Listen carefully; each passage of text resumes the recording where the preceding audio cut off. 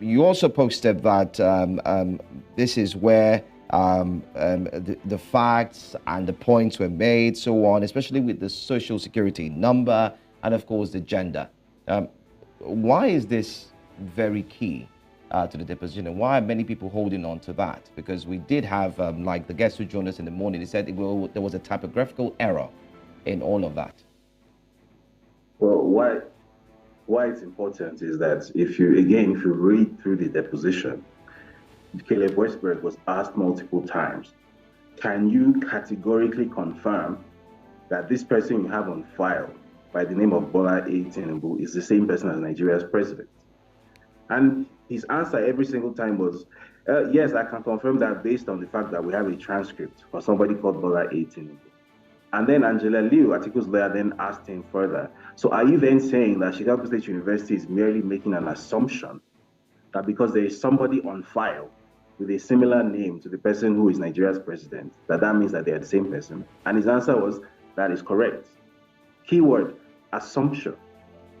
Because again, if you read through the deposition and if you read through the case files, it also becomes clear that Chicago State University claims that they have no identifying information whatsoever to identify the actual person known as Bola A. Tinubu on their file. So there's no passport data page, there's no driver's license, there's no passport photo, there's no visual ID.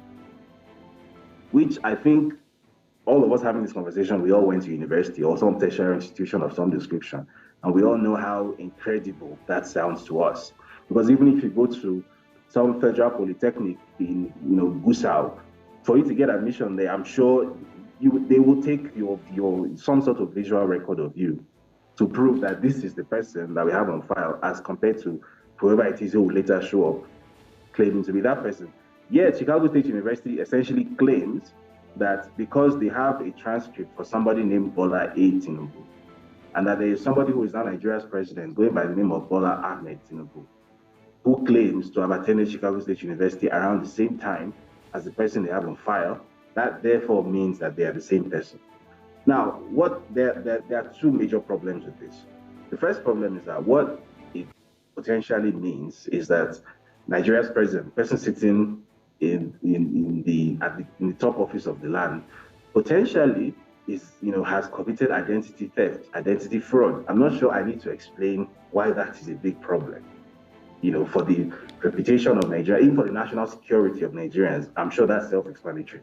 The second issue is that what Chicago State University claims essentially means that all I need to do is I need to look up the names of people who maybe graduated from Chicago State University at any point in time, maybe 1986, and then I go do a legal change of name.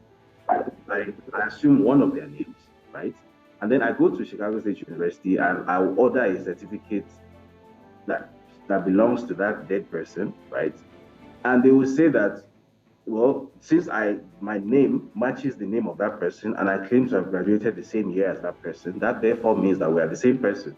Since they have no way of visually verifying that I am in fact the same person that I claim to be, since they say they have no driver's license, no passport data page, no passport photograph, no sort of visual identification, which sounds absolutely incredible to me. So something else, I think the final thing I'll mention here is that a criminal investigation has actually kicked off at Chicago State University, because the authorities in the US themselves have seen this exact same picture, that at the very least, even if we're not talking about a criminal conspiracy here, at the very least, there is criminal negligence here in terms of data handling. So I think the issues here should be self-explanatory. Again, people should read this deposition. Stop listening to what David Hundeyin said the deposition said, or what somebody said it said. Go and read it for yourself. It's available on the internet. I mean, you've just